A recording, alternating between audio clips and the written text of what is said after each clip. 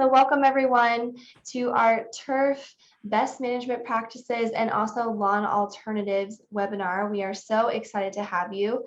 For most of you, you're not strangers to these webinars, but in case I haven't had the opportunity to meet you yet, my name is Stephanie Boley and I am the state coordinator of the Master Gardener program here with University of Maryland Extension. And we do host these webinars as continuing education for our Master Gardeners across the state, but we also welcome those of you who are not Master Gardeners or maybe who are potentially going to be Master Gardeners in the future. We're very excited to have you with us. This is our second lawn care webinar that we have hosted this year with our same speaker, Geoffrey Rinehart, and we're happy to have added on to this presentation to present a little bit about lawn alternatives with Mikaela Boley, who's a Master Gardener Coordinator in Talbot County and also one of our extension agents.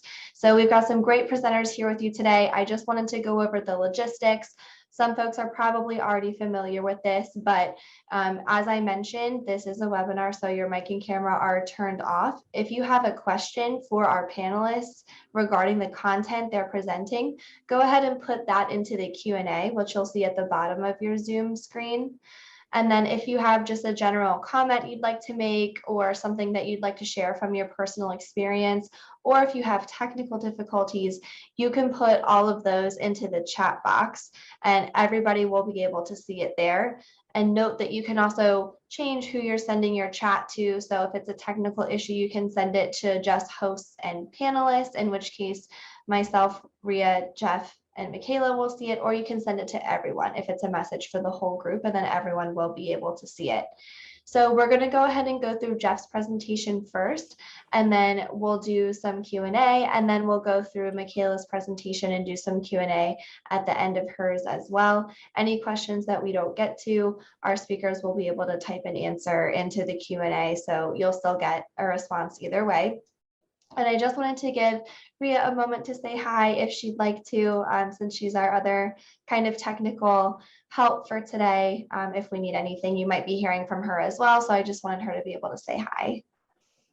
Good morning or afternoon, sorry.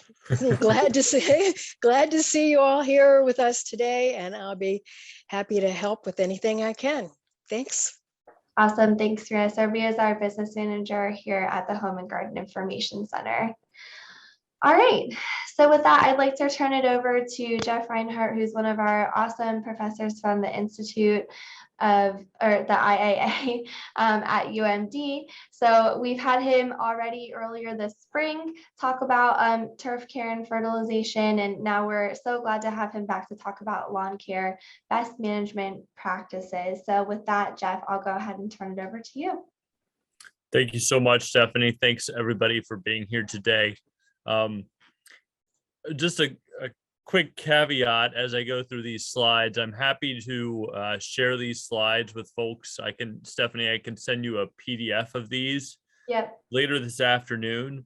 One of the caveats is that this is typically a little bit longer, like a 2 or 3 hour presentation, and I'm kind of crunching it down to 45 minutes. And so some of the slides I deleted from my 2 hour presentation, some of which I will just go over very quickly, but I wanted them to be in there so that you still get them when I send you the PDF.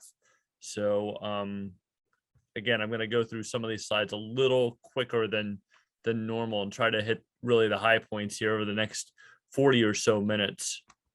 Perfect. And remember, we've got the recording too if you need to go back and review. Yes.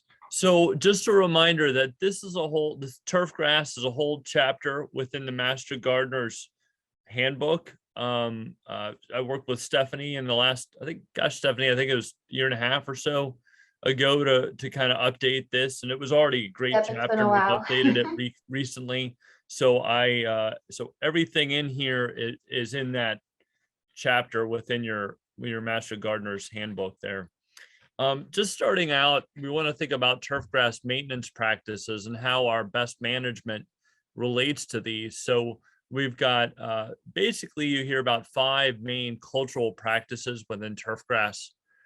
I've added a 6th here, and that 6th is variety selection. As we all know, using the right plant for the right place is a key for landscape design effectiveness. And so I'll talk a little bit about selecting the right grasses and the right varieties as really a foundation for our best management practices within turfgrass maintenance. The others are mowing, watering, fertilizing, aerating, and thatching have kind of lumped together. And then the hope is that if we're doing those 5 things correctly, we spend less time on pest management. So my focus today is going to be on those top 5, as we mentioned. I'm sure Mikaela will talk a little bit about this, but just want to remind folks that being able to evaluate your site for shade or sun, what is the slope? Does it have a slope? What's the aspect of that slope? Do you have wet soils, dry soils? What's the soil texture? Are all important aspects of any landscape design. Certainly when we talk about turf grass, I want to remind everybody that we want it to be functional within the landscape. So Mikaela obviously is going to talk about turf grass alternatives. And there are a lot of places where turf grass was planted because that was kind of the default that was planted by the developer.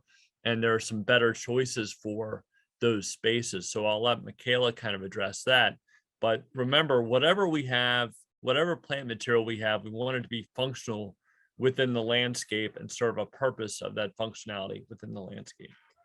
Couple ideas here on turfgrass quality components. Usually when I ask folks about turfgrass quality, they typically point to color. And I just want to remind folks that we've got a lot of aspects that make up quality, including density, drought tolerance, how well does that turfgrass persist? Obviously, pest tolerance is a big deal for trying to reduce the use of pesticide products and have a high quality lawn. And then looking at wear tolerance too, especially maybe not so much with home lawns, but certainly with sports fields, we look at wear tolerance. And then color, again, I usually ask people to de-emphasize their concentration on color and really look to these other aspects that are going to provide us, kind of environmental benefits within that landscape and provide functionality within the landscape. Color doesn't really provide functionality within the landscape, whereas a lot of these others do. Just a couple clips from your Master Gardener's Handbook here. Reminder that we do have information on the different parts of a grass plant, the different leaf blade shapes and textures, and this is in your handbook. Looking at the leaf sheath and different patterns within that leaf sheath. Is that leaf sheath folded or rolled?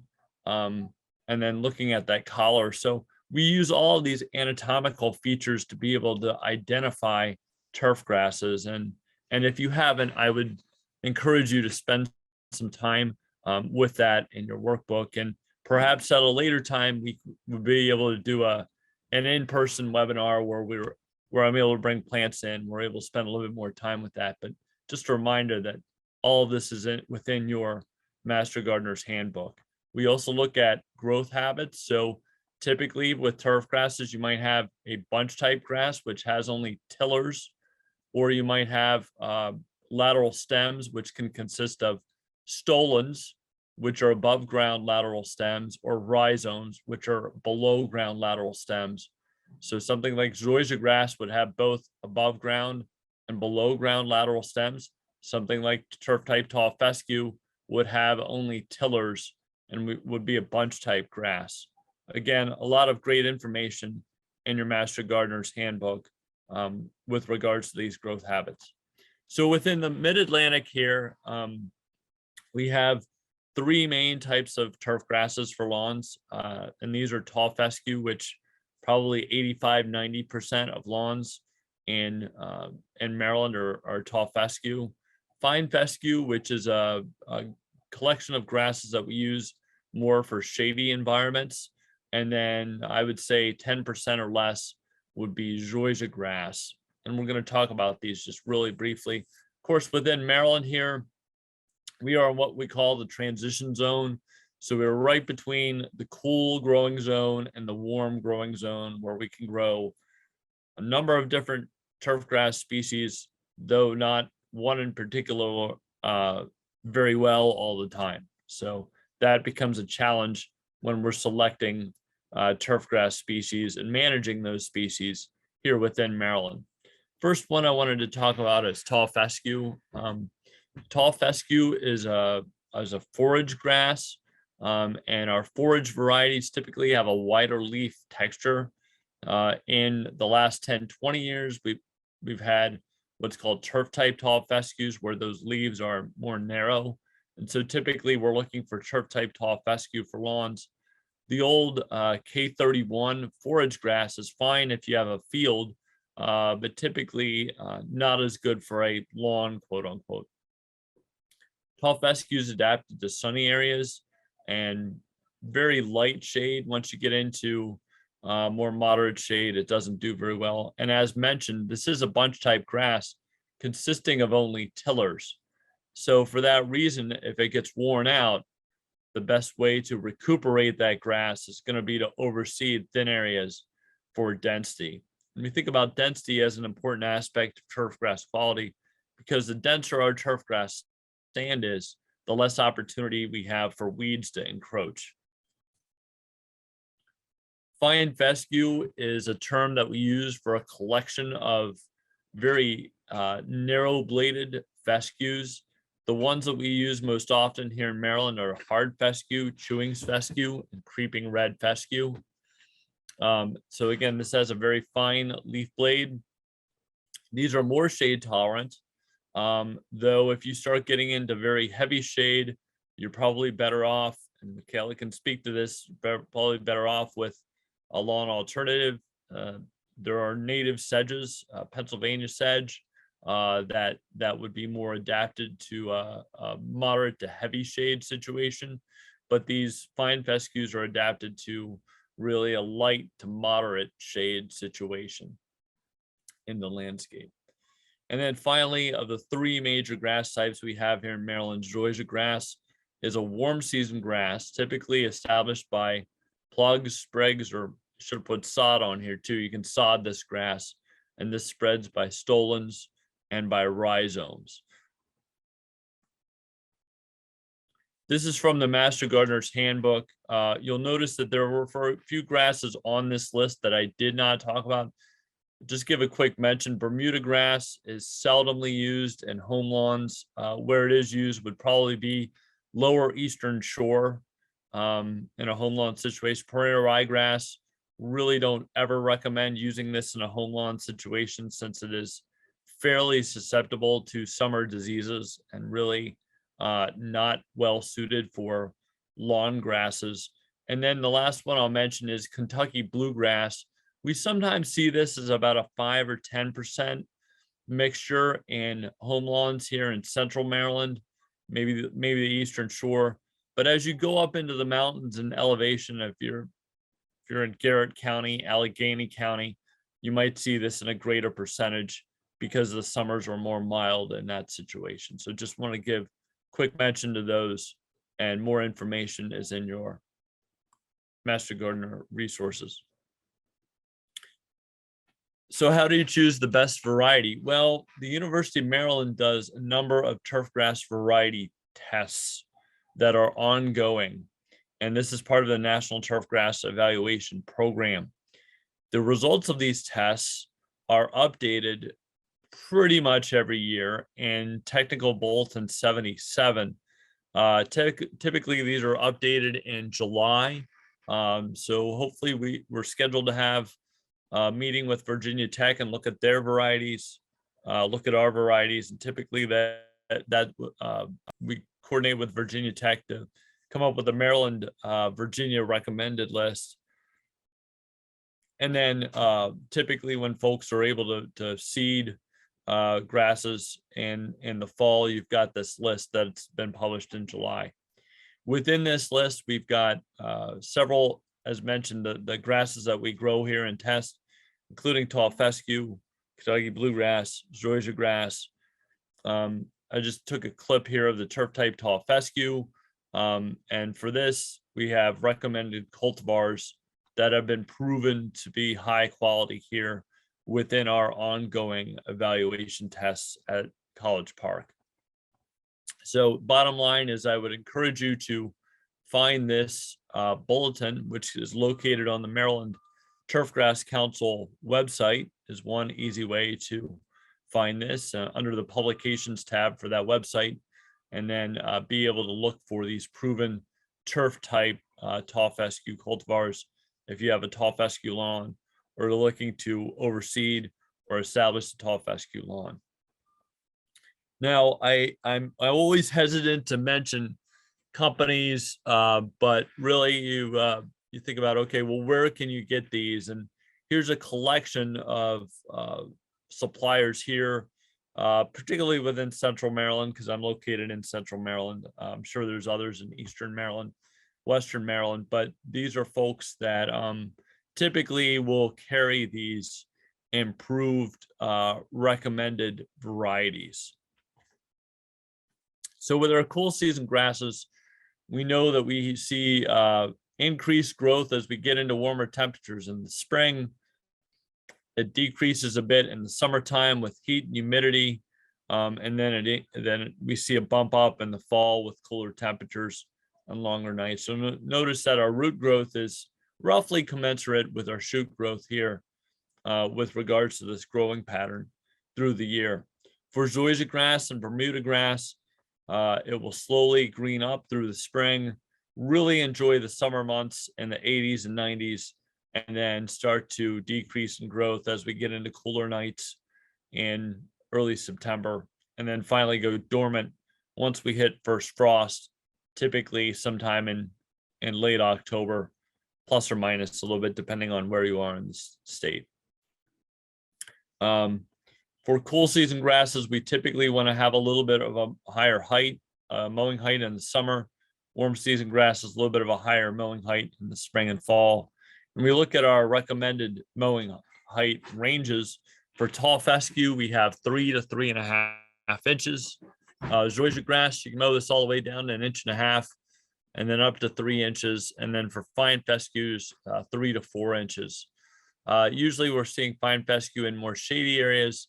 Mowing a little bit higher will allow more photosynthetic capability for those leaf blades, which benefits the grass in the long run.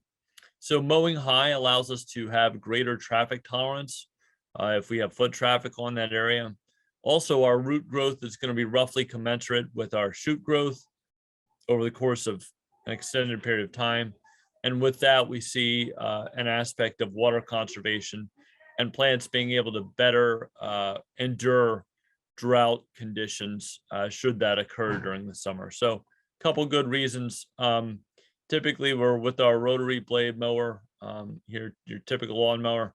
Always like including a photo of my son, who's now 16, but at this point he was, I think, 2.5, with our little push reel mower at the lower mowing height on a bent grass lawn, not in this area, but always a cute picture. So appreciate including that. But here we see our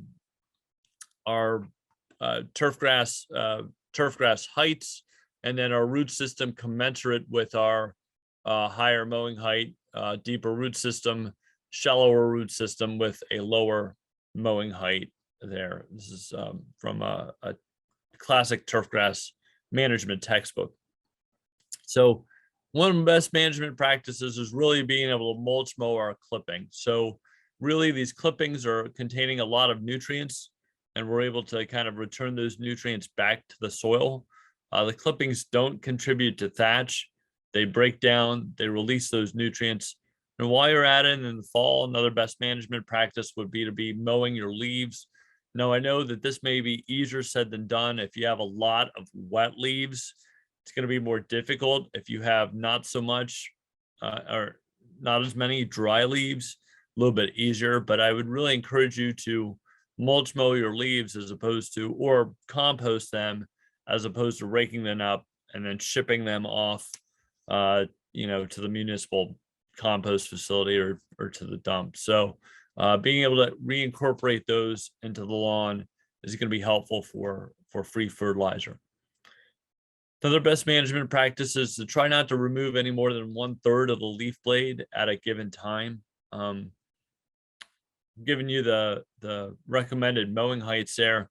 If the grass is too high, then you can still mow a bit higher than even the recommended mowing heights, and the next time lower it down even more, but to get back into the recommended mowing height.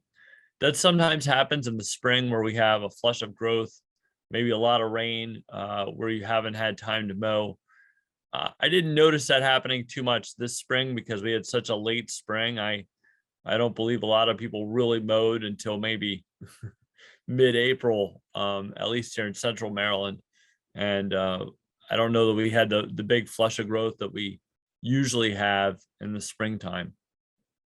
It also helps to have sharp blades. So sharp blades ensures a clean cut, as opposed to what you see here where these leaves are frayed. Really not a good appearance. Opportunity for disease pathogens to kind of infiltrate into these leaves. And then also you get this, if you're mowing too low, you can get the scalped appearance here, where those leaves are cut too low and they kind of brown out. So definitely keeping a sharp blade really helps to improve appearance. And it's one thing that we can do that often goes overlooked that can improve appearance. When we're talking about clippings, remember it's important to be able to sweep clippings and fertilizer back into the lawn, not leaving these in the driveway or the street. Of course, clippings have nutrients, fertilizers have nutrients.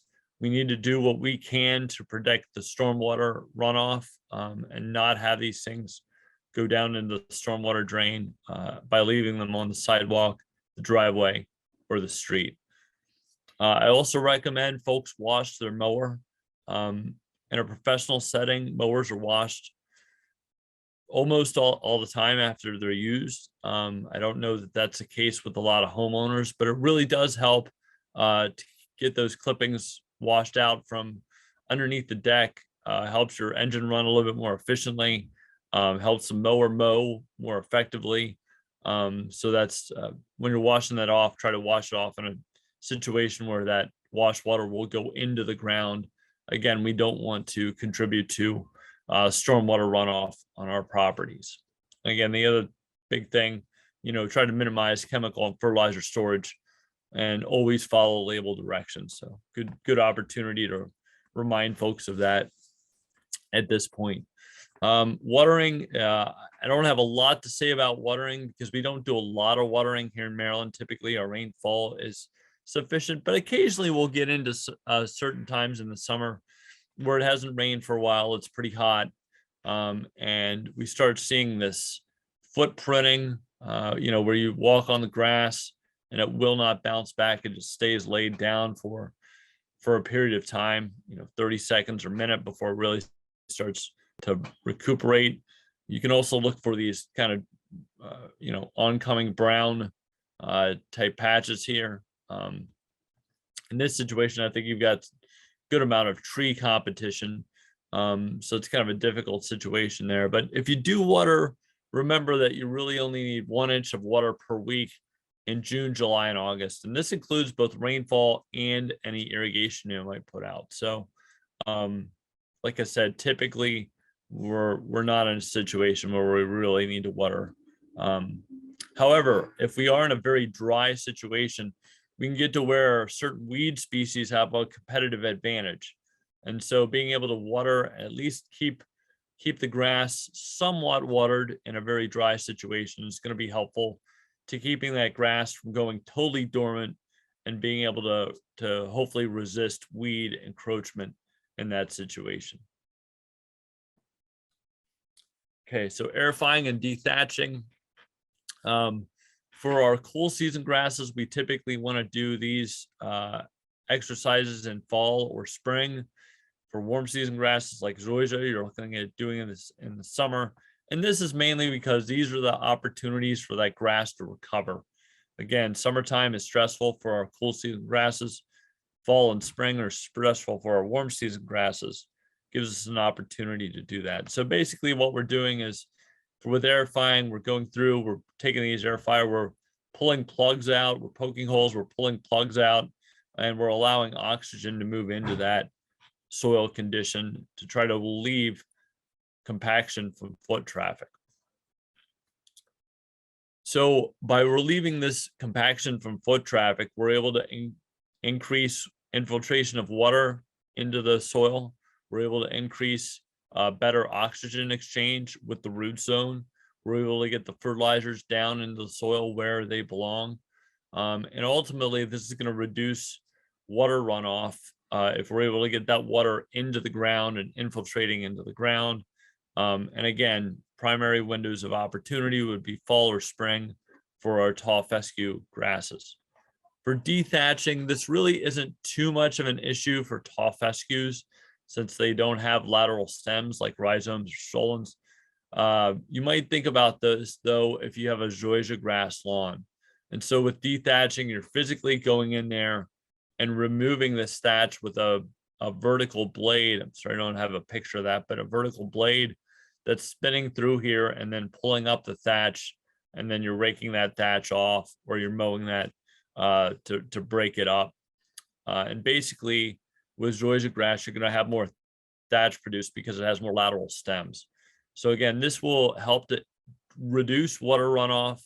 This will help to increase oxygen levels, and this will also help to have a healthier turf grass stand in the long run. So when we think about our thatch layer here, this thatch layer is a layer of intermingled stems and roots.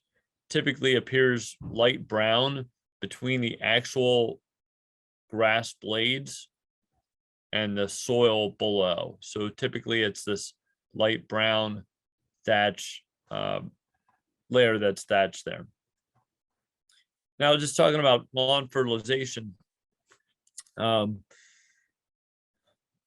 This is a publication that can be found online, and it's a great little summary from the Maryland Department of Ag that talks about how to fertilize your lawn responsibly. So a great little poster really that talks about a lot of great bullet points, some of which I'll cover here, some of which I don't have time to cover at the moment. But when we think about fertilizing, we think about the fact that you really should test your soil for nutrient needs about every 3 years. So with a soil test, this is going to be able to show major and minor nutrients, the pH level, and the organic matter content at a minimum.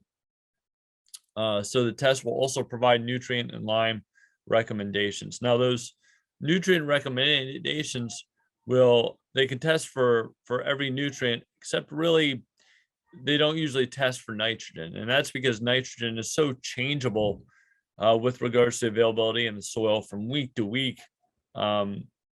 So typically our nitrogen recommendations are based on university research and experience. And I'll talk a little bit about that upcoming, but I think everybody knows how to take a soil test with gathering random subsamples through an area and then mixing those subsamples, sending them to a lab. On the Home and Garden Information Center, they have a tab, and you can see that website at the bottom there, listing soil testing labs that are here within the region. So that's a great resource on the Home and Garden Information Center webpage. Again, remember, cool season grass growth is typically in the spring we get a lot of growth, and then summer not so much. Fall we get this resurgence, so we have a bimodal growth pattern. So typically we're emphasizing our fertilization in the fall for cool season grasses, and in the summer for warm season grasses like zoysia or Bermuda grass. So when we think about what do the three numbers that are always on the bag and what do they mean, we look at the fact that the first one's nitrogen. Typically, this is going to allow for top growth. We have phosphorus for root growth. You're also going to have nitrogen in the fall. A lot of that growth will go down towards the roots because of the growth stage that the plant's in the fall. And then, of course, we've got potassium, which is needed for overall stress tolerance and is an important nutrient for osmotic balance of water within the plant cells. Other elements include the secondary elements such as sulfur, calcium, and magnesium. And then our micronutrients are needed in small amounts, but still needed. Typically in Central Maryland, Western Maryland, we're going to be sufficient in these micronutrients. It's only once we get to Eastern Shore with sandier soil, we may have deficiencies in our micronutrients. So a soil test will be able to indicate these levels and any micronutrient recommendations if needed. So here's our micronutrients. Kind of keep on moving along here. So within the Maryland regulations, you can only apply 0.9 pounds of nitrogen per 1,000 square feet at a given application, of which only is only 0.7 of which can be fast release, quickly released nitrogen source.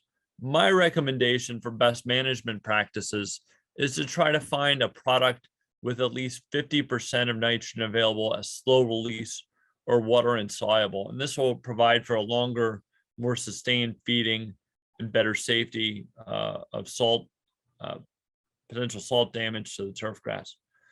Another big factor within the regulations is that if you have, unless you have proven that you have a phosphorus deficiency, you're really not supposed to put down more phosphorus for regular maintenance. Now, if you're establishing an area, you can put down a starter fertilizer, which is going to include some phosphorus, because that phosphorus is important for root development, especially in small grass seedlings. It's helpful to be able to water that fertilizer in to move it off the blade and into the soil. Try not to fertilize before heavy rain is predicted. That can lead to surface runoff. So that's not a good situation at all. So we want to water in the fertilizer with a little bit of water, but if we situation where thunderstorms are forecast, an inch of rain is forecast, we want to hold off from fertilizing before that. And again, make sure you sweep fertilizer off of hard surfaces. So if we look at kind of the nuts and bolts of when we're fertilizing for tall fescue, again, the state allowed limit is 0.9 pounds of N per 1,000 square feet at a given application. So our applications would be in the springtime, usually May to early June. If we have a mild early June, then certainly I would consider that early June part of our kind of late spring window. So that's kind of season dependent there. I will mention that although we've had a hot weekend, we're in, a fairly mild week here this week. So this week, before it heats up again next week, would be an excellent time. If you haven't fertilized in the spring, this would be an excellent week to go out and apply a spring application to your tall fescue lawn. We're following that up by one application each in September and October, spaced about 4 to 6 weeks apart. For fine fescue, you can go with a little bit lighter rate in the springtime and then just one application during the fall time. For zoysia grass, really one application in June is pretty good. Some folks add another one in July or August, but we're obviously for zoysia grass emphasizing summer fertilization. This is a screenshot of that publication that I showed earlier that's done by the Maryland Department of Ag. And so this kind of summarizes what I just spoke about and includes Bermuda grass and Kentucky bluegrass recommendations as well. So you notice that 2.7 pounds of nitrogen per 1,000 square feet is our yearly maximum for home lawns here in the state of Maryland. So if we look at how we read a fertilizer label, it's important to realize that, yes, there are numbers on the front of the bag, and this is mandated by law, but really to get the good information we need with regards to water solubility, we need to look on the back of the label. In this case, we've got 10.06, so we've got 10% nitrogen, 0% phosphorus, and then 6% soluble potash. And within this, we have a 1.9% nitrate nitrogen, which is quickly released, water soluble, 0.5%, which is also water soluble. And so we have 7.6% out of this 10% that's slowly released or water insoluble. So this would be above that 50% guideline that I would recommend. And I know we're running up a little bit close to time here, but a couple more minutes and we'll open it up for questions. So basically, to be able to think about our spreader calibration, we calculate, there's a couple different ways to do this. One way to do this is to calculate how much product you need for 1,000 square feet beforehand. And then you also want to think about fertilizing in two different directions at a half rate. So for instance, if I've got our 1006 product that I just mentioned earlier, we've got looking at 0.9 pounds of N on a 2,000 square foot lawn.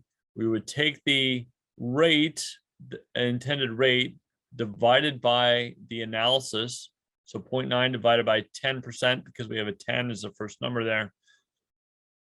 So we're looking for 9 pounds of product applied on 1,000 square feet. So for every 1,000 square feet, we're looking for 9 pounds of this product.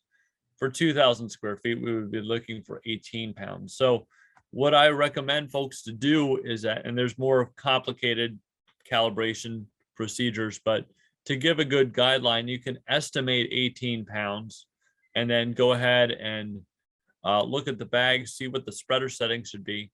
I recommend folks back off from that, maybe 3 or 4 settings, and then go in 2 directions. But the fact is that you know how much fertilizer you need for your lawn. And so you can go in one direction. Hopefully you put out about half. If it's a little bit more than half, then you maybe back it off a little bit more and then turn and go perpendicularly. If it's a little bit less, you can, crank the spreader setting up a little bit. But in this way, you're able to estimate the amount that you should need and then be able to spread that evenly through the lawn. So going in 2 directions takes a little bit longer, but when you consider the benefits of knowing that you have applied equitably, and you're only doing it 2 or 3 times a year, it really is beneficial to do that. Not going to talk too much about these spreaders. We got the rotary spreader that will spread in a tapered fashion here. Of course, with the drop spreader, it's dropping evenly, or should be dropping evenly through the span of that spreader. And so we certainly want to be careful to avoid mistakes. Quick few words about IPM and lawn care. The hope, again, is that if we're able to do our cultural practices correctly, we're spending less time on pest management, but certainly we want to use integrated pest management ideals here. So prevention is going to be the best way to go about this with our cultural practices. Certainly want to identify the pests in the life cycle, set a pest threshold, pest tolerance threshold, be able to monitor that pest, use physical and biological and biorational products first before we're using traditional chemical control products. And then we're going back through and evaluating that control, modifying our yard care practices. And this is part of the IPM process. So a big part of this IPM process too is putting the right plant in the right place as we lead into Mikaela. And I know that the classic would be, I used to have a lawn area and trees, and those trees were smaller 20 years ago, and now it's too shady. And so grass might not be the right plant for that place. So wherever we are in the landscape, remembering right plant, right place is key with this. Remembering our cultural controls is important. And then we look at biological, mechanical controls before we get to chemical controls. One last slide here before I want to end and open it up for questions as we're getting up to 12:45 here. Another way to look at this is our pyramid of IPM tactics, where our cultural controls are really the base of this pyramid, augmented by physical and mechanical controls, hand weeding, using proper mulch and landscape beds, looking at biological controls. We have, especially for turfgrass insects, we have more biological control products now than we used to. And then looking at biorational pesticides before we look at conventional pesticides as the last resort. So with that, I will, again, I'm happy to send you all the full slideshow.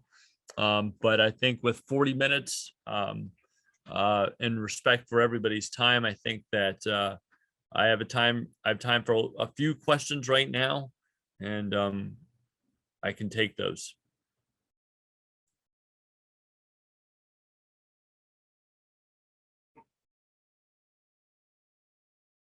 All right, so thank you for that. Sorry. And I'll go through and push, let's see. I can put my contact info on here too here. Perfect. I think I get to the contact info slide. Again, just a couple resources. Obviously, you all know Master Gardener website, Home and Garden Information Center website, and then the Maryland Turfgrass Council website for the University of Maryland Extension publications. And then there is my information there. Awesome. Thanks, Jeff. And we had a request to put your info in the chat as well, so I will do that. Just a few quick questions. So some folks are working with an organic lawn care service. Are the products that are used in the organic lawn care harmful to pollinators? Typically, no, not that I know of. Great. Okay. Next one is about a lot of nesting birds on this person's property, and they're asking if fertilizer harms the birds or their babies if they're eating insects that are out of that landscape where the fertilizer has been applied. I'm not aware of any research that shows that that happens. Yeah, the fertilizer, I don't know that they're not going after the fertilizer. So yeah, no, I think that's pretty safe. Okay, and then the last one is, oh no, we got another one. Okay, so there's a question about using compost tea and not adding fertilizers at all. And they're wondering if we at UMD have done any studies or seen any information about that being a successful tactic to use. So I think if you look at the body of research with compost teas, you've seen it work in certain situations. You've seen it certainly not do any harm, but maybe not work in other situations. Thing with compost tea is that it's tough because each batch is a little bit different. And so if you're a researcher looking at this, it's, for a research experiment, you want consistency for a given treatment. So I think the research has shown that any benefits are modest, but I would say that if you feel like it's working for you and that it's a good investment to do that, keep doing it. But as a researcher, I'm usually pretty tempered in high recommendations for that. So okay. Again, my background is in research, and that's my, again, if you feel like it's working, that's great, keep doing it. But to say that it works a certain amount for every site and every situation, I think the verdict's still out on that. Got it. The next question is someone who has a very hilly lawn, and they're saying that when they use the spreaders for either grass seed or fertilizer, they usually dump more on the downhill side. And so they've just been doing it by hand, wearing gardening gloves. And is that okay? Or is there a better idea that you have for them?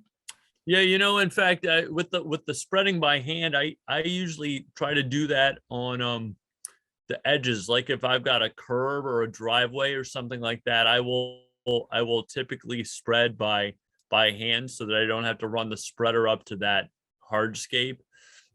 So with regards to the hill, that is a challenge. I would say that if you're able to go across the hill as opposed to up and down, that's probably going to yield a bit better result. But I would say that if you're in a situation where you can't get a good application from that equipment that you have, certainly being able to spread by hand is the way to go in that situation.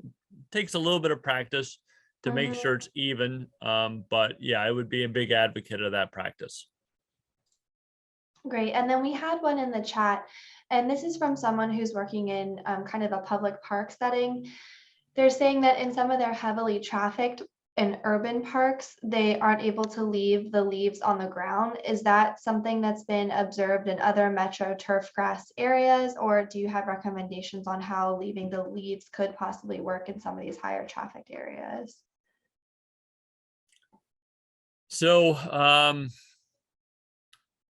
yeah, I think that the whole leaves thing, I think it becomes more of a political decision. So I think that's more, talking to the upper level management. I think for so many decades, we've had in our psyche here in Maryland to say, oh, the leaves are falling, let's rake them up, as opposed to let's mow them and save a little bit of time. Now, you can't do that. I realize you cannot do that in every situation, but I would encourage you to think about, is this a policy that's handed down from upper level management that is just kind of a default decision, or a political decision? And you have to, as the manager, you have to think about, how do I want to kind of approach this and discuss this with upper level management? If I can show that it makes sense agronomically, and Michigan State's done a lot of great research. They did this research 20 years ago, showing how you can mulch mow, 3-4 inches of leaves into the turf, and this is beneficial for nutrient recycling. So feel free to reach out to me. Maybe we could talk a little bit more about it. It's tough to answer in a minute. Need to know a little bit more about that situation. Yep, got it. Makes sense. And that's actually a great segue. So Ria has put Jeff's contact information into the chat. She's also put the link to the Institute of Applied Ag's website, and also Jeff's Twitter and email and everything. So if you would like to reach out to him separately, all that information is available there. Thank you so much, Jeff. All right, so with that, we're going to go ahead and transition directly into Mikaela's presentation. Mikaela is one of our agents with University of Maryland Extension. She's also our Master Gardener Coordinator in Talbot County. And I would prefer to introduce her as our native plant guru extraordinaire, emphasis on native grasses. So we're so happy to have Mikaela here to talk about lawn alternatives for those of you that are looking to maybe reduce the lawn space that you have either at your home or perhaps at one of the areas where you work as a master gardener. So Mikaela, I'll turn it over to you. Thanks so much, Steph. Now, my first question is, are you seeing the presentation correctly? Yes. Good. All right. All right. Well, thank you. And I'm hoping it's going to be a really great compliment to everything Jeff just mentioned, and he made some really good points that I was really excited about. So hopefully this will kind of round it out, and we'll talk about some alternatives, and we'll get some other ideas rolling. So just like Steph said, I work in County. I'm the Senior Agent Associate. I have a high enthusiasm for native grasses, but native plants in general are the thing I like to talk about the most. That being said, I promise I'm not going to criminalize turf today. I actually love turf in the right spaces, but there are a lot of reasons why we try to rethink the lawn. And so I think a crucial point Jeff pointed out was that it's more of like a social standard. It's kind of like the default that we go to when we have constructed spaces and when we do a lot of building of homes and properties.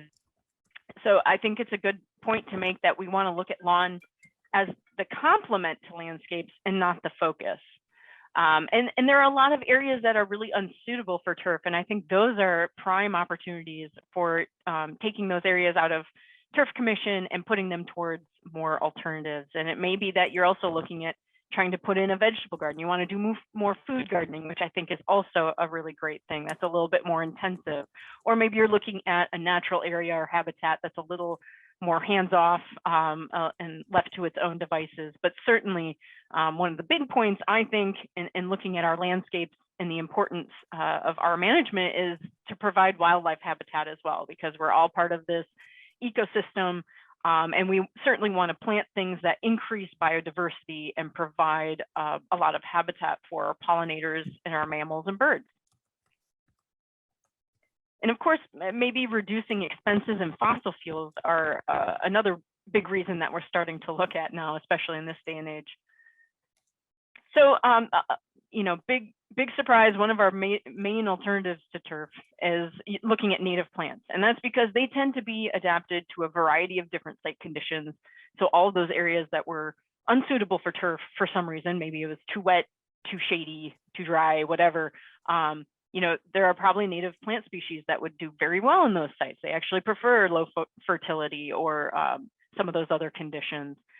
What I will say is that, you know, it doesn't have to be a purely native environment. I understand that's not really feasible for a lot of properties, but we're looking at mixes of ornamental and native plants. I like to encourage about 70% native plants to 30% ornamentals if you can. The research has shown that that particular mix has the highest benefit, or a higher benefit, than if you have more ornamentals, if it's starting to tip towards that other side. And of course, we're looking at native plants. It doesn't make sense to replace one monoculture with another, even if they are native. You want to provide a diverse environment, so a variety of different layers of perennials, shrubs, low-growing shrubs, maybe medium trees, maybe high trees if that's available to you. And you want those plants to have multi-season benefits. And that's mostly for our wildlife, because it doesn't make sense to provide all of their resources like in the spring. If you have only spring blooming things on your property, what are those pollinators and insects going to do when you come to summer and fall, when they're you know, still foraging and still looking for food? So those are just some things to think about. I am going to pick on turf a little bit. I'm sorry.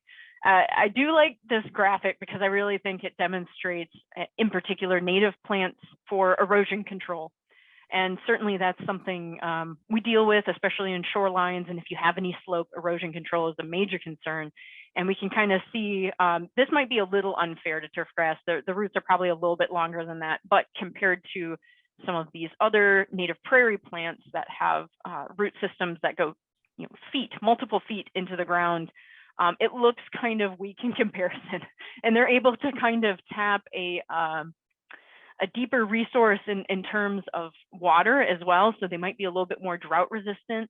I think, just like Jeff mentioned about watering, when you water too frequently and shallowly, those roots tend to grow near the surface because they haven't had to grow deeper due to, you know, they've never been dried out, so they don't have to grow any deeper. And so they're more apt to dry out when it gets really, really hot. Whereas if you have a more substantial root systems like some of these native plants, they are probably a lot more drought resistant because they have so many more resources to tap. Okay, so of course, one of those important things to think about is evaluating the site and what your use of that site is. Thinking about all those conditions I mentioned before, maybe it's too shady, maybe there are areas where you have ponding or wet, you know, gathering. And I just use Google Maps. You could probably use GIS or something more advanced, but for your own personal purposes or talking to other homeowners, I think this works just as well. As you take a look at a map view and you start thinking about where are the areas that you do actually use grass, you know, you actually use turf grass. This is my property, I use as an example. And the areas I have circled are areas of high use. So in the front yard, I play with my kids and my dog. So that area, kind of non-negotiable when it comes to turf grass. And then of course I have my septic area, which, you know, some people argue you could plant it, but for now it's an area where we say we're going to leave the grass. It's more prioritized towards that. But then, because I live on the Eastern Shore, I have a lot of areas of wet and gathering water. So these are really prime areas maybe to take that turf grass out of commission and plant something instead. And I also have a couple of areas with mature maple trees that have, you know, surface roots. And so there's not a lot of good environment for turf grass to grow. It's too dense of shade. So these are just kind of some spots I pick off the top of my head that could be eligible for an alternative. Okay, and then you kind of look at those areas that might be the most important for you to focus on first. I say maybe make a plan so that you aren't feeling overwhelmed by all the opportunities for lawn alternatives. In this case, I have this big wet spot out front, and this is a picture of it, and this is early spring, I believe. What happens is I have a weed that comes in later in the season. It loves wet areas, and it looks kind of like grass, but it shouldn't be mowed the same way. It actually grows fast. It's not yellow nutsedge, but it's something kind of similar. And you know, the other times of the year, it looks like this. It has a really bad brown spot, and it's pretty ugly, but it's also a little bit further away from the house. And so I don't see it. It's not right in my face, and it's not impeding anything structure-wise. So that might be an area I bypass. On the other hand, this is what I did to an area in my front yard that was gathering a lot of water. I turned it into a rain garden. And that's another examples of taking turf out of commission. It doesn't have to be switching turf grass for a ground cover or something else low growing. It can be a whole different system. And you know, now it's producing, and this is only, I want to say 3 years old. And it's done really well, and it's taken on a lot of water, which is a good thing. Or maybe not a good thing I get so much water, but you understand what I'm saying. So, you know, think about your goals. Like I mentioned, think about your areas of priority. If you have a smaller yard, that's actually, I think, very optimistic, because it isn't as overwhelming as if you have more property. So maybe some of your goals include reducing or eliminating mowing, or reducing your fossil fuels if you try and use a different system, increasing wildlife habitat. Maybe you have steep slopes where it's really difficult to fertilize or maintain the grass on those steep slopes. And maybe those areas are good opportunities for alternatives. And maybe all of these goals are kind of your on your list. Here's just an example of another, that red maple I mentioned before. It's got a lot of surface roots. The grass is pretty sparse under it because it is dense shade. And this is tall fescue, so of course it's kind of clump forming. It doesn't like the deep shade. So this is another area of prime opportunity for planting something else. And I'm working on it. I need an updated photo. But you have lots of options. Like I said, you don't have to swap turfgrass for another low growing plant. It could be that you're looking at just ground covers, which is, you know, the level of effort is pretty moderate, just like it would be for any other planting or garden. And of course, I'll send these slides to Stephanie so that you can have this table. I think it sometimes is helpful to kind of look over and think about how much effort you're going to be able to put in. Meadows, I think, are great. I know they're getting a lot of enthusiasm, and especially like little pocket meadows for smaller properties. But I will just mention that it does have a medium to high initial effort to establish. It is much harder than turfgrass to establish, but the idea is that your long-term is going to be a lot less maintenance, hopefully. And then of course, rain gardens or garden beds, you're creating something out of nothing. And I think probably the easiest option or example for low maintenance is using trees and shrubs for reforestation projects. This picture came from Maryland's DNR website. This was a tree planting they did in 2020. You know, thousands of trees across the state of Maryland, reforestation projects. Not my front yard, obviously. But you know, this is pretty low maintenance. So this is when it was first established. But then of course, the idea is that you leave those trees be, you don't come back in and mow. You just let everything kind of grow up in between, and eventually those trees mature. They're able to kind of outcompete those early successional grasses and perennials that are there right now. And then, you know, very long term is that you're looking at reforestation, or like in the picture in the bottom, you're setting up a buffer for a riparian system, which is also a great thing to do with trees. And so if we're talking about ground covers though, this is kind of a short list. I know Rhea probably has this link queued up for me, but this is just a small list of selections I have worked with and things that I really enjoy. But of course, HGIC has a really nice ground cover table to use that includes a little bit more information. But these are all plants that I believe are about 1.5 feet high, if not less. So the idea is that they are so low that you're not even maintaining or mowing them. You're just kind of letting them take over an area. What I can't say is that the flower stalks might be a little bit higher than some of these plants, but only a few. And just some examples of different ground covers in the environment. In the top left, that's pussy toes, which is Antonaria plagnifolia. I'm sorry, I'm butchering the scientific name, but this is a really pretty low growing plant that spreads pretty easy. It spreads vegetatively. It also can spread by seed, but it's not aggressive. So you don't have to worry about it completely taking over an area, but it's a really nice ground cover that kind of fills in, very low growing, except for these cute little flower stalks with really fuzzy white flowers on top. And of course, on the right, top right, that's blue-eyed grass, which is actually a perennial, not a grass, but it has that kind of grass-like appearance. So sometimes that might be more socially acceptable for people who are looking for a one-to-one replacement. Bottom left would be wild ginger, which is really great for shady systems. This is a little bit slower growing, but I find that things tend to grow a little bit slower in the shade in general. So I don't think that should discourage you. It's still a really wonderful ground cover to have, especially if you have areas like under trees where you're trying to kind of fill in that dense shade. And then one of my favorites actually is in the bottom right. This is Spartina patens.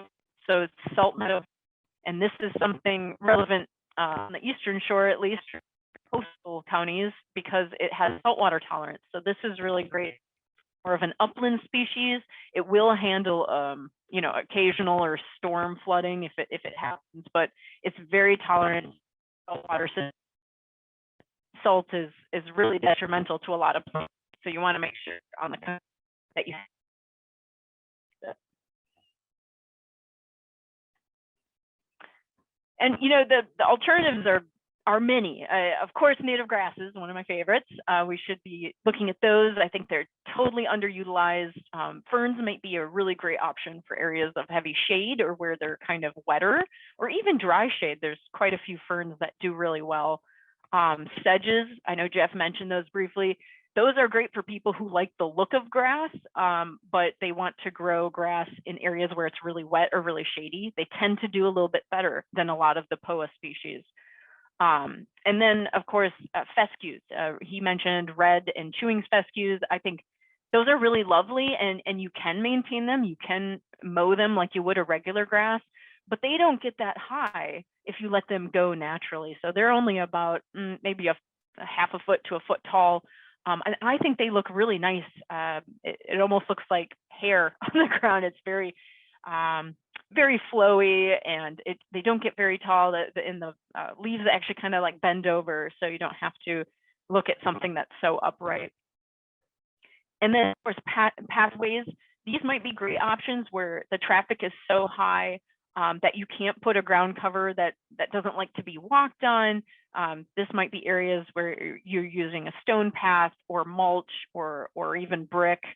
I particularly recommend those for high traffic areas or in areas where you need to have access, whether that's to utilities or the side of the house or whatever.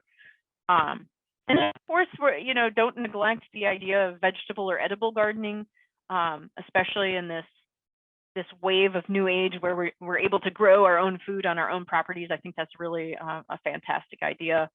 And then, of course, using vegetated screens. These are perfect for when you have a neighbor that's maybe a little close, or you have a window that looks into the bathroom or something. A vegetated screen is a really great option. And then, some people kind of subscribe to the let it go or letting it grow. In particular, I know No Mow May has been kind of popular in the news lately, which I think is a really great sentiment. And I really like the idea behind it. But what I think they're kind of neglecting to point out is what the long term looks like, and that we should really be replacing those non-native species with more native environments like a meadow, where it can support a lot more wildlife and support more habitat. Because what happens at the end of May when you start mowing again, you just take everything back down to the ground. And of course, I have my nice little list for native grasses for the landscape. You know, these are grasses for people who don't like grasses, because I think they're very charming. They have a lot of great characteristics. Little blue stem, which does well in more dry environments. Doesn't get very tall. It's 3 to 5 feet. Has beautiful fall color, and even during the summer, it has more of a steely blue color to it than other grasses do. So I think it just has beautiful all seasons. Pink mullygrass is another one, which is the picture on the top right. It has that really diffuse seed head, so it looks like pink clouds, which who doesn't like that? Purple lovegrass, I think, is also a highly neglected native grass that would do well as a lawn alternative, particularly in sunny, dry environments or along walkways. It's not very tall. It's 1 to 2 feet, and the seed head looks a lot like that pink mullygrass, but it's just much shorter.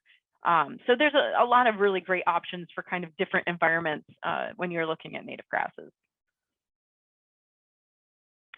Forgive my rudimentary landscape design skills. I am not Stephanie, who is like a landscape architect, but I'm just using this as kind of an example of a typical property that might just have a few plantings here or there, but is otherwise relatively bare. You know, we're looking at maybe there's an existing garden bed, but it doesn't wrap around the whole house. And there's an existing tree, and it's kind of in the back, but it's on the north side of the house, so it makes things really shady. But you know, this is somebody who wants to do more planting, maybe to increase privacy between neighbors, or you know, it's looking to plant some more trees to provide shade for the house, because of course in the front there is no trees, so no shade. When it gets really hot in the summer, that southern exposure can get pretty brutal. So, you know, I came up with this in like, I don't know, 10 minutes. I just used a couple of circles and I filled in what a design might look like to address some of those concerns. You know, looking at shrubs, taller shrubs maybe, or even trees between the house and their neighbors.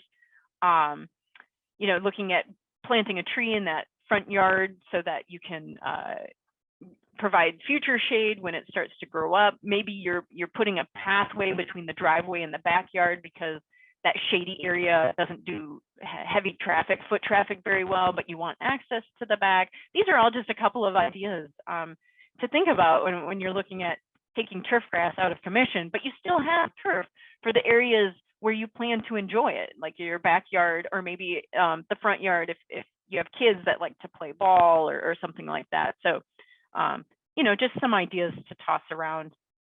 And this property actually belongs to a master gardener in Talbot County. She lives in town, and her property is pretty small, but she did have grass when she first moved in, like this picture. You can see it has a little bit of shade, but it actually opens up. There's a lot more sun in the afternoon. But you know, the strip of grass between the house and the sidewalk is really narrow. Actually kind of a pain to mow because you'd have to use a push mower, and it's maybe like 1.5 passes. Not a lot you can do with that space. Obviously, she's not using this grass to play ball or to run around, so maybe the purpose of it doesn't really fit. So what she did is she took out that strip of grass between the house and the sidewalk, and instead she has installed completely edible landscaping. And I need an updated picture because she's done a lot more. There's been a lot more changes. So she's been very into permaculture and was able to turn this really small space between her house and the sidewalk into actual functional landscaping that she can use. Well, use for her means using it for edible plants. But of course, there's always challenges, and you know, one of the big things is you're exchanging different kind of maintenance plans. So whereas you might have been mowing, maybe now you're weeding instead. And so it's a little bit more picky. You have to have a little bit more expertise and get in there. You know, just making a pass sitting on a mower might not do it anymore. I also think people tend to have expectations for lawn alternatives to be exactly like grass. Nothing's going to be exactly like turfgrass. Even using turfgrass species that tolerate shade more, like the fine fescues, they don't handle the foot traffic as well. So you have to kind of set your expectations in the right way. And like I said, maybe it's not eliminating your turf altogether, but reducing it to areas that you have the most use for it. And of course, making sure your neighbors are also pleased with the result. I think that's been also one of the challenges for No Mow May, is that a lot of neighborhoods and neighbors get upset about how appearances look. They think it may look messy or unkempt. That's a lot of the same complaints about meadows. So these are things to keep in mind. I find signage is super helpful in these sort of situations. If people know that you have a purpose for what you're doing, or that there's a long-term plan, maybe you have this sign on the bottom, ecological restoration in progress, they might be a little bit more receptive, at least to talking about it, if not accepting the projects that you're working on. And then you also have to be very sensitive to HOA and town codes. That's going to be very unique for each person. And each neighborhood is certainly going to be a little bit different. And that behavioral change is really hard to overcome. You know, turfgrass has become a part of our culture and a part of our economic systems. Think about how many landscaping companies are catering simply to turfgrass. You know, it's a tough thing to overcome. I'm not saying eliminate it or get rid of it, but certainly there's a lot of conversation to be had. And fortunately, you as master gardeners are part of that conversation, and you are already enthusiasts of this kind of system, this more environmentally friendly system. So I am encouraged that so many people are excited about it. And I also am encouraged by the passing of House Bill 322, which went into through the legislature last fall. I believe it was in October, where it says HOAs are can no longer require homeowners to have grass, turfgrass, or they can't be punished for having low impact landscaping. So for the full bill, I'll have to put a link in the chat, but I think that's super encouraging that even our laws are starting to support more pollinator, more wildlife habitat, more native landscaping.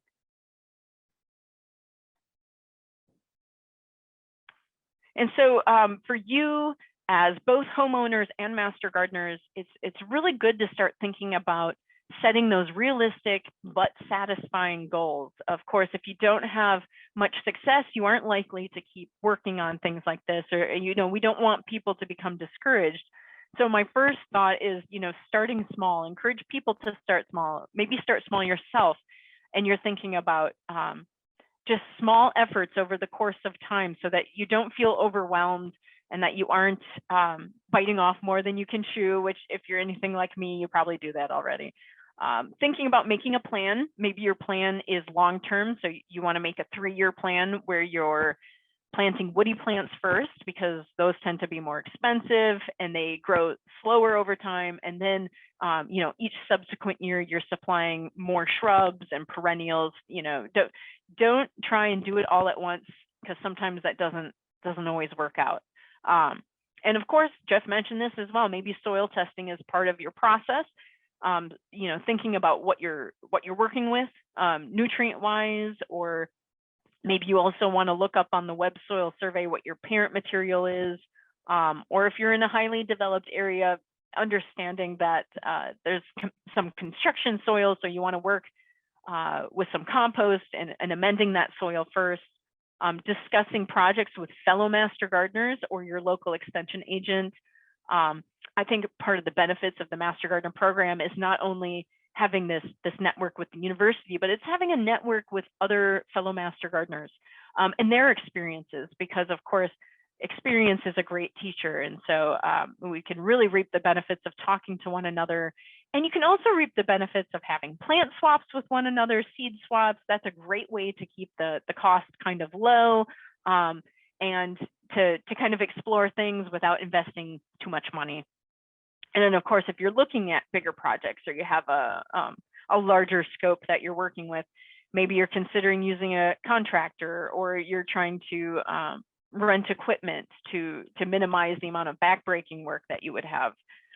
These are just some things to keep in mind and make sure that you're having a successful plan that you're following through with, rather than starting something that becomes so overwhelming that you aren't able to reap those benefits. Whoops, let me skip that. So the idea, if you go home today with one message, is that, we're looking at biodiversity. That's really a key. We're also looking at erosion control and soil health being improved as part of replanting with native plants, and making sure that you're adding quality and aesthetics as well. Turf, I have nothing against turf, like I said, but it doesn't really bloom. It doesn't really have any other seasonal benefits other than it's green most of the time. And so by adding a little plant material, you're able to kind of liven things up. You're going to have more seasonal interest, possibly even winter interest if you let things go through the winter. Hopefully, you're also reducing your lawn maintenance and fossil fuel use. This is going to be, I think, a really critical component as we move forward.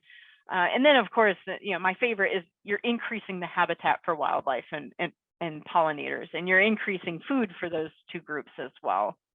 There are a lot of great resources to help people kind of get started. If you're not very landscape design oriented, there are some templates available out there.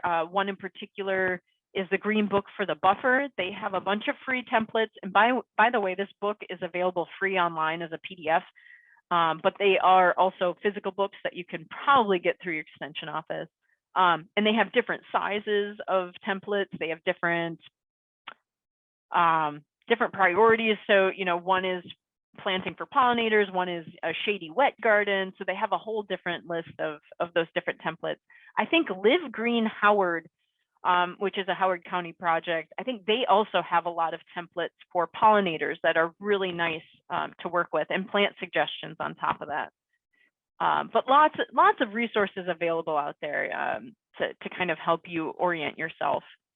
And I believe that that's all for me. I wanted to leave time for plenty of questions. Awesome. Sounds good. Thank you so much for that. And Ria has been putting in some of the links in the chat for the resources. Oh, excellent. And thank you, Stephanie. I see you put the low impact landscaping bill in there as well. Yes. Yep. Absolutely. Thank you. No problem. All right, so let's go to our Q&A. So the first one is regarding tree tubing. What's the standard regarding the removal of tree tubing? Is it removed at a certain growth point, or is it left behind to break down in an earth-friendly manner? Oh, that's a really good question. So I have used tree tubes that are biodegradable. It's sort of like a netted material. I ended up just cutting them off and pulling them because they sort of started to break and they kind of looked ratty over time. So even the ones that say they break down in an earth-friendly manner, the look of them, the appearance of them isn't always fantastic. Those other like more traditional plastic tree tubes, I think you take those off once the tree growth reaches a large level. So once it reaches like the top of the tube where it's not really protecting from deer browsing anymore, I think you're able to take them off. It might be a certain caliper that it reaches, like an inch to 2 inches, but you also have to keep in mind if you're in an area with heavy deer populations, you might want to leave those tubes on maybe a little bit longer because they will rub on the bark, on the tree trunk itself. There are things that will take nibbles at it. So if you have a lot of wildlife, maybe you leave the tubes on for longer. Awesome. And just so folks have a heads up, I'm going to go ahead and launch the poll now that we're kind of in our last Q&A. We have a demographics poll, and we use it because our work is supported by the U.S. Department of Agriculture, and they want to make sure that we are making our programs available to everyone across the whole state of Maryland. So you don't have to answer our demographics poll, but it really does help us, and it is anonymous. So the information will not be recorded. It will just be numbers that we report to our funding sources. Okay. So the next question is, what are good turf alternatives that tolerate heavy foot traffic? Oh, that's a good question. So it might not even be an alternative, but I would probably look more towards the fescues, those fine fescues, even though they don't do well foot traffic wise compared to some of the other turf grasses. It's probably better than some of the other alternatives. A lot of the perennials aren't going to handle foot traffic. And if there's a path of travel that seems to be the heaviest, I'd say use mulch or leaves, mulch, leaves, chipped bark, chipped mulch. Those are probably your best options. There just aren't a lot of plants that want to be stepped on constantly. Turfgrass is unique in that way. Yeah, it makes sense. What about moss, and what is the best pH for growing it?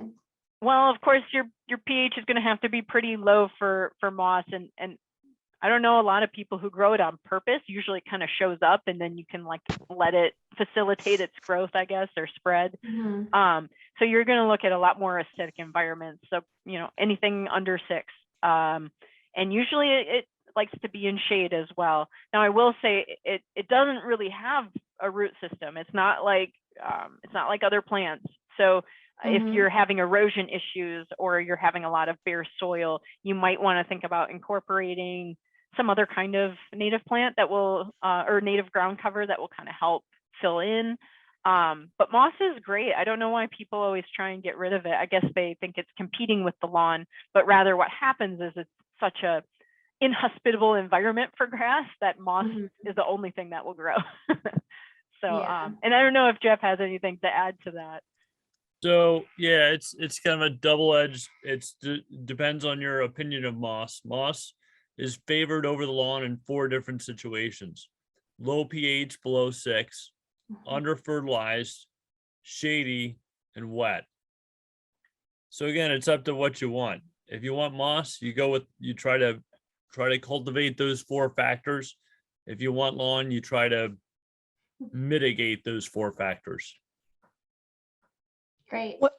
This is Rhea. One thing I have not seen listed in places for ground cover or as a weed is dichondra, but I know that we have it in Central Virginia, and it seems to work great stepping on it. It doesn't seem to mind that at all. But is that a up and coming invasive problem?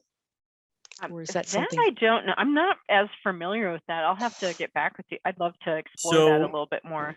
So we do cover that. Yeah, it's interesting, Rhea, because that's kind of crosses into the turf grass purview too. So we have that as obviously it's not a grass, but we have that as a turf in different parts of the country. So you'll see that as a turf, and I've seen it as a turf in Hawaii. I've seen it and heard about it in Southern California, heard about it in Florida.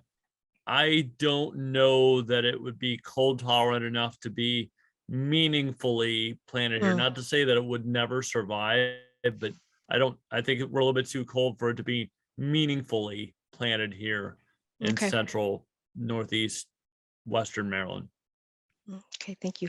And Mikaela, someone had a question about which salt meadow plant did you name, and I didn't know if it was Spartina alterniflora or Peyton's. That would be Peyton's. Okay. Alternifolia or alterniflora, I can't remember. That one is more grown in the water itself. So that's like the high tide grass. And then salt meadow hay is more of an upland species. Okay, thank you. That's a good question. And I also didn't really go over clover. But of course, people ask questions all the time about a clover lawn, and I know it's gotten a lot of attention, especially like the micro clovers. And I think it's great. I certainly don't have any personal issues with the clover mixing into my turf. But what I will say is that in the winter, the clover tends to look pretty brown, look pretty bare. It definitely doesn't keep up as well in the winter as like tall fescue or something. So I just let people know that if they're trying to go for like a purely clover look, is that it's not going to look as great in the winter as you might expect. But certainly it still has benefits during the other parts of the season. So what we've seen here with our turf research is that if you're mixing it in, you're looking at 4, 5, 7% volume to volume if you're planting this into a grass mix. As you mentioned, you get too big of a percentage of clover starts taking over. You think about functionality, we want those roots down there, and you have something that's going to defoliate in the winter, that's not very good for reducing soil erosion. Yeah. So keep it in that, 7% range-ish volume to volume if you plant it. And I see All right. Kathy just mentioned violets in high traffic area. They would probably have some tolerance for that, especially in more shady environments. Now, people feel different ways about violets, whether it's a weed versus a native plant. We do have native violet species, so I'm not against it, but it will be aggressive. It will take over an area. We have a couple more comments about the tree tubes. Some folks are saying they have tubes that have perforation, so they are supposed to split when the tree reaches a certain caliper. And then others were asking where you can buy the tree tubes and if there's some that aren't solid so they don't get the birds kind of stuck in them. Yeah, so like I said, I've purchased, they almost look like netting, but they're much stiffer than that. It's some kind of biodegradable material that breaks down with the UV rays, but those can work. What I will say is if a deer is aggressive enough or is excited enough, they can probably kind of like reach through it. But I know somebody mentioned in the chat that you can put netting over the top of the tree tubes, and you can use pantyhose too. I mean, it doesn't have to be something really expensive, but that will deter the birds from going down into the tubes or nesting in the tubes themselves. And so that's kind of an easy solution.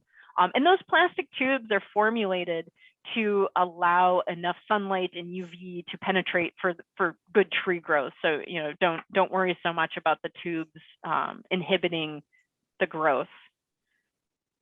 Great, thanks. There's a question about the native alternatives that are being recommended and if they are deer resistant. Oh, so I would probably cross-reference with the other Home and Garden Information Center webpage about deer-resistant native plants, because there are some that will be happily chewed by deer, but then you can look at that as the deer are keeping it low for you, I guess. You just don't want them to eat so much that it kills the plant. But yeah, I think several of them are, depending on the conditions of growing. Okay.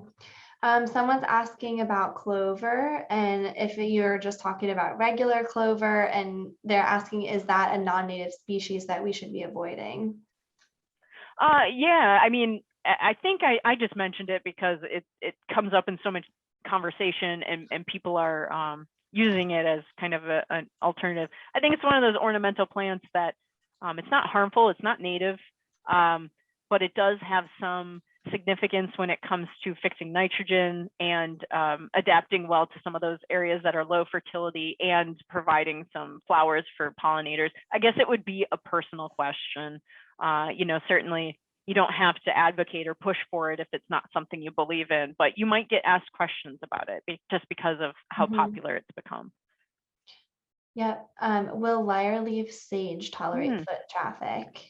That is a good question. Now, lyre-leaf sage does have a flower stalk, and the flower stalk gets to be about a foot high. I don't like walking through it because they're stiff, and so they can kind of be scratchy.